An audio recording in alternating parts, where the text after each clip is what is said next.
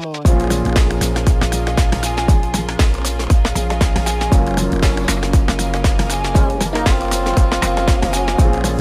Hi, I'm Tom.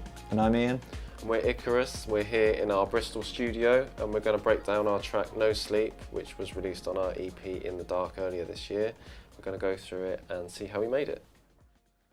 So we'll start talking about the strings. The strings kind of form the basis of this track. That's how the idea for the whole track started, just with these two chords kind of looping. That's just a contact instrument with a few plugins. So what we tend to do is we'll use plugins like Contact for strings and things, and then once we're kind of happy with the sound of it, we'll bounce it down to audio. What have we got on the MIDI? So on the MIDI, we've got J37. A J37, which is kind of like a tape emulation, just to kind of degrade the sound a bit, make them sound a little bit rougher. Again, and a bit more, we've got the isotope vinyl plugin. So you can hear before that plugin, it's got a little bit more top end, and with that on, with the wear up here, it kind of just softens them a little bit more. After that, we've got a direction mixer. That's just bringing the spread in to 0.4, just so it doesn't get lost when it's monoed. So obviously quite a wide sample.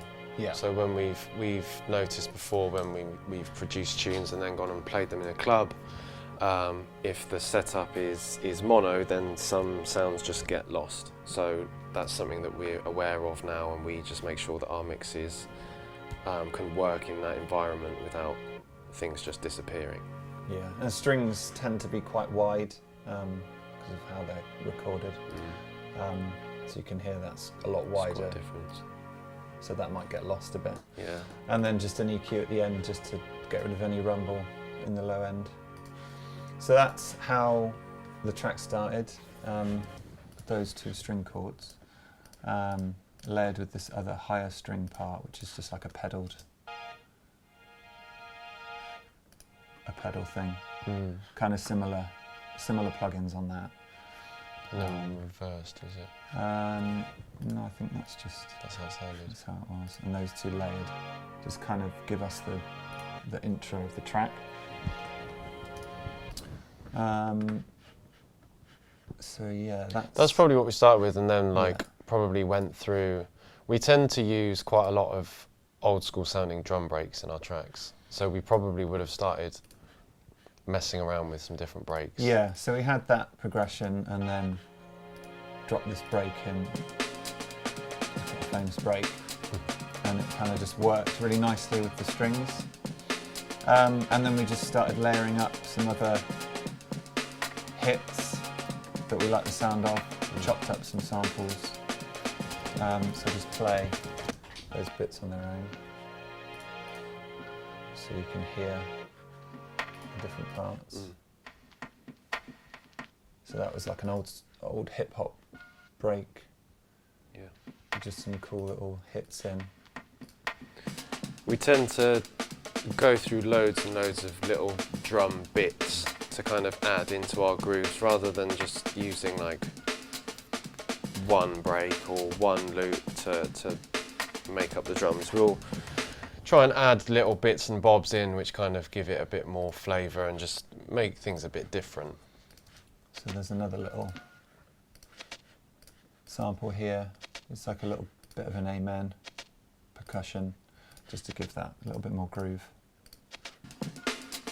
And as the intro of the track progresses, we introduce some other percussive elements. So that's like a rim shot. I think it's probably worth mentioning like the EQs and stuff. So sometimes. So yeah, this. There's 3 different EQs on. 3 EQs on this one. First one, just getting rid of the low end. Yeah. I'm pulling out a bit of the harsh frequencies around 1 and 2K, a bit at 5. and kind of the same on the next one. Obviously felt like it wasn't quite enough just sitting in the mix there. Sometimes we'll find a sample that we like the sound of, but it has got some harsh frequencies, or frequencies that sound harsh to our ears anyway, so we'll just start pulling things out until we're completely happy with how that sounds and how it sits in the mix. So sometimes that takes more than one EQ. So after that we've got Transient Designer just pulling down a little bit of the attack, just taking off that transient a bit to soften it, so you can hear the difference there. And again a direction mixer just to pan it slightly, just to give the mix a little bit more width. So we do that sometimes if we've got a lot of elements in the drums. We'll try and give them their own space. So a little bit of panning here and there, just to kind of allow them to sit in the mix a bit better. So this is where the kick drum comes in. And we add quite a lot more drums. I mean, we've layered two in this, haven't we? So we've layered two kicks together, which is something which we do quite a lot. It's kind of rare that we can find one sample that we like absolutely all of it. So you can see with this example, we've added another one on top to add a bit of texture.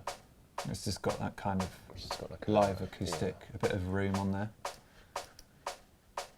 And that's just something we'll experiment with until we find something we like, and that's just the main bulk. That's kind of quite a clubby kick, but then if that was on its own, it probably wouldn't sit in with all the other kind of roughy drums as well, which is why we've added the texture.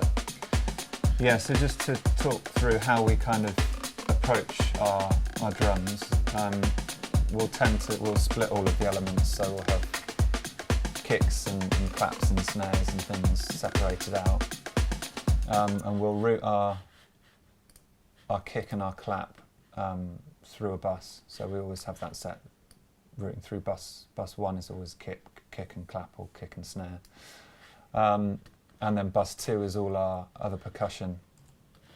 So that just means that if we want to apply some processing to our percussion and things like that, it kind of groups it, and we can do it in one go.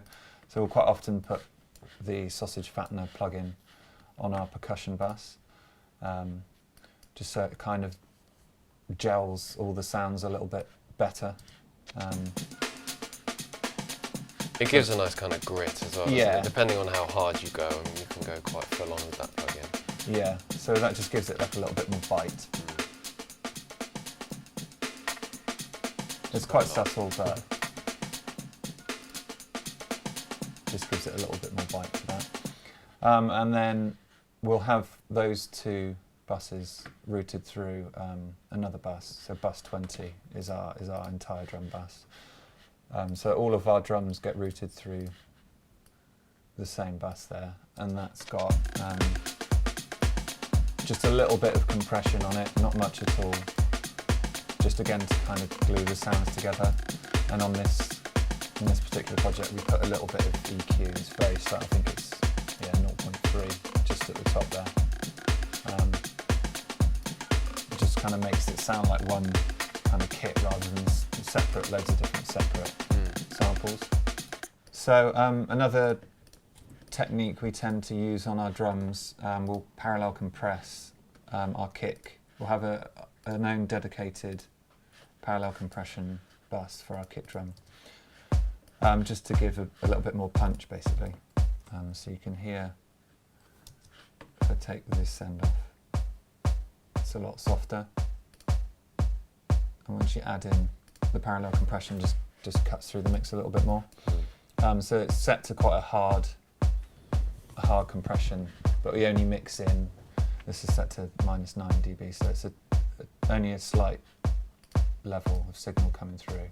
So it doesn't really squash it loads, but it just adds a little bit more bite. So we'll have one of those set up on the kick and on our percussion as well, just so that it's not trying to compress all of the signals all at the same time, because if you've got kind of complex patterns, it can't really cope, it doesn't really keep up. So we'll try and keep, generally we make 4/4 kick drum, that's the kind of pattern we have in our tunes. So if we just have a dedicated one for that, it keeps it nice and even, and just, yeah, makes the drums punch a little bit more. Again, like, that was kind of the thing that when we first learnt about that, we applied it to our drums, and it's not always a sort of one size fits all. Yeah. You can get in a habit of when you learn a new technique, just thinking, oh, that's great, let's just set that up and then cool, that's it. Nowadays, we do kind of use our ears a lot more. So if you hear a kick sample, for example, and then you put it in the project, and it's not, it can change quite a lot, can't it? When you put it in, you go, oh, all of that compression on it is actually making it not sound very nice. So we'll edit how much things are sent to fit the project. So there's actually an example of that. This rim shot here, we obviously didn't feel it needed the parallel, because we've taken the transient attack down a lot. Yeah. So we didn't apply the So we just kind of add it back in. Yeah. So yeah, it's not. It doesn't apply to everything all the time. And just talking about where we get our drum samples from, I guess we've been building up a bank of samples for probably 10 years or so now. So it's a selection of like old Loop Masters CDs and swapping your sample banks with other producer mates, downloading bits and bobs online. We've recorded some of our own stuff as well, just like atmospheres we record on our phones. Anything really like that we think can work in a track. Nowadays, we don't tend to download huge sample packs anymore. I mean, we've got a lot anyway, so that's one reason, but we now use a website called Splice, which you can just kind of go through hundreds of packs and you're able to just pick one or two things. So we'll just do that now, won't we? And just pull the site up or pull the plugin up and just listen through different drum samples with the actual track playing. And that's where we get all our drums from, really. We've got quite a lot of things hitting at the same point. So we use sidechain compression quite a lot. So with our percussion, and like with dance music in general, you kind of want the kick to be pretty prominent. Like Ian was saying, it's very frequently a 4/4 pattern. So we'll tend to duck. You can see the sidechain working here. We will duck our percussion to the kick drum, and if our snare or our clap is falling on the same note, then we'll duck it to that. Because otherwise it gives you more headroom, and it just gives those more prominence in the mix as well, which we kind of like, and what is sort of expected out of dance music. It also gives the drums quite a nice groove and pump. Gives them a bit more kind of dynamic than just having all the samples just at one level. There's a couple of different ways of doing it, really, isn't there? So sometimes we'll have, if the kick is not on 2 and 4, we can duck stuff to the kick so it just gets out the way of the kick drum. Or in this example, we'll set up a sidechain channel which has got a signal coming out, but not actually, it's not audible, and we'll just sidechain to that muted signal, so that it's pumping to the beat, isn't it, rather than actually getting out the way of specific drum samples. Yeah. From there, we got the drums and the strings. We layered in piano, just doing the same chords as the string, just to develop the track.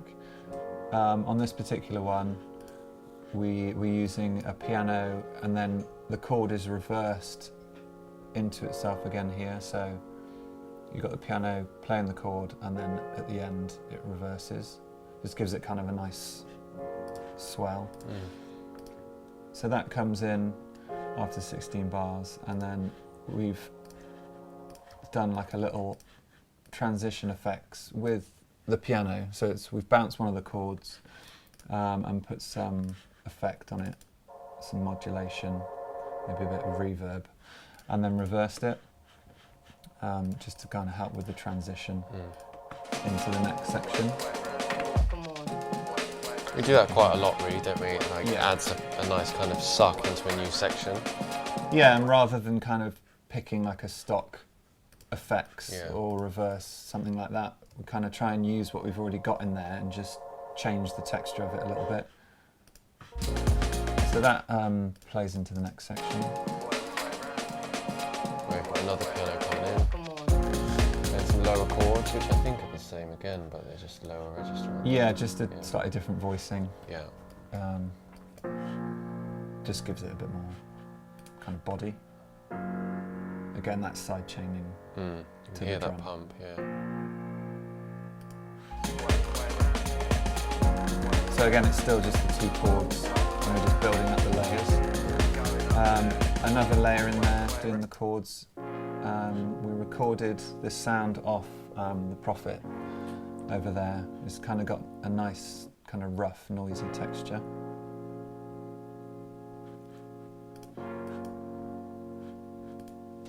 And it's got that kind of wobble on it. Another layer in there. There's like a reverse fluty kind of sound, which kind of also helps with the transition, bringing that in. And you can see we've done just a bit of volume automation to introduce the sound. Again, it's not really like a prominent sound, but it's just a little bit of interest. It's something we'll do, like when we're writing, we tend to write kind of sections, and then you start working on a sort of 16-bar loop for quite a while, and then when you step back and play like from the beginning, and when you get there, sometimes things can jump out, or it just feels like too much of a change, or too much has come in. So then we'll start using techniques like the reverse piano and like the automation on that loop coming up, just to add a nicer flow rather than just kind of stark sections changing. Yeah, also a way we've tended to write things and come up with different parts and ideas is we will have just a loop section, and we'll record a load of stuff, different sounds, different riffs and things like that, and you might not use it in that part of the track, but we'll save it for later and then come back to it. We might have forgotten about it and then play it again, and then it'll work in a new section of the track. So we'll do that quite a lot. Okay, so to just give those parts kind of how they sit in the context of the track. Just starting with the high string part before we bring the main chords in. I just noticed, so we've used some sample tape noise and some vinyl crackle as well, which we kind of use fairly often in our tracks to give them more of like an old school flavour, which we quite like. So if we pull the EQs up on there as well. You can see we just take the bottom end out, because on samples like that there will tend to be quite a lot of fluff down the bottom, which we don't need in the mix, but we just kind of want the nice top end, and we usually sidechain those as well. That one isn't.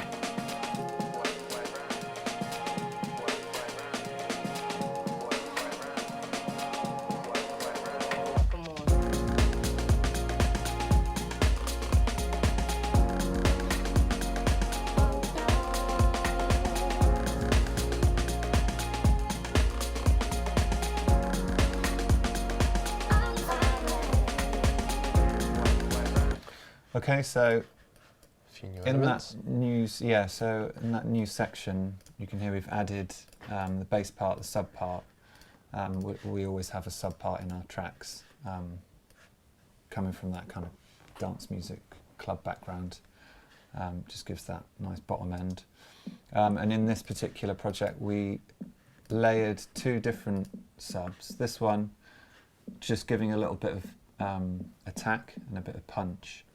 You can hear we've taken the low end out of it just to have just the knock, and then that is sitting on top of our main sub, which is an 808. We tend to use 808s for our subs, and then if you hear it with, that's without the punchy top, and that's with it, just gives a tiny bit of attack. Another thing to mention on this sub, we've done some parallel distortion, so just a logic amp with an EQ. So we've taken out the low end on the amp and the top end, and we're just sending just a tiny bit, sending the 808 to that. So this is without.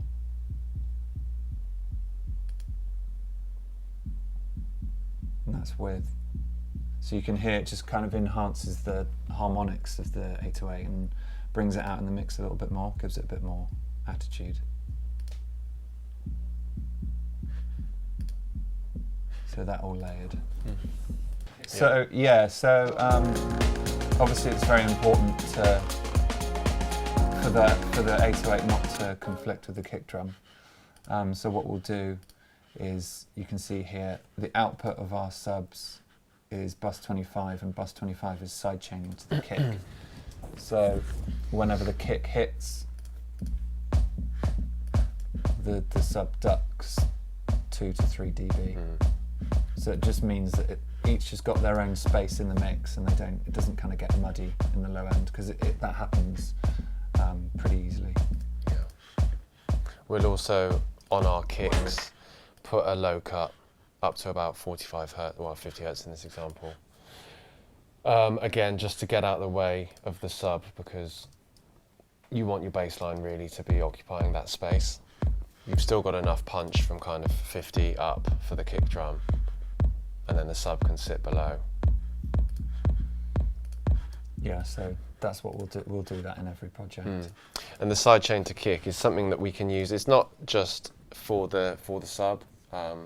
If we want to send other musical elements to that, well, if we want to make the output that bus for some of the other musical elements as well, just to add a bit of swell, we'll do that also, or set up another one that's maybe not quite as full on and use that. Another thing to mention, there's some little vocal samples that we've used on the intro. Quite a lot of processing on them. Kind of not really audible what they're saying, but it just gives a bit of interest to the intro. So I'll take you through what we've got on that.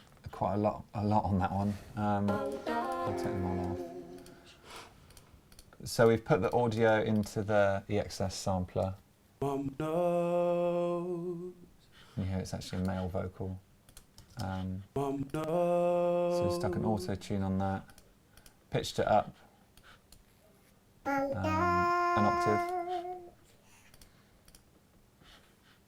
changed the tone of it, the throat of the vocal, just to make it sound a little bit more natural, a little bit less like a chipmunk. Compression, and then mixed in 5 semitones below, reverb, and then just at the end there stuck an EQ on just to get rid of any low end, and then I think just a bit of sidechain to the 1/4.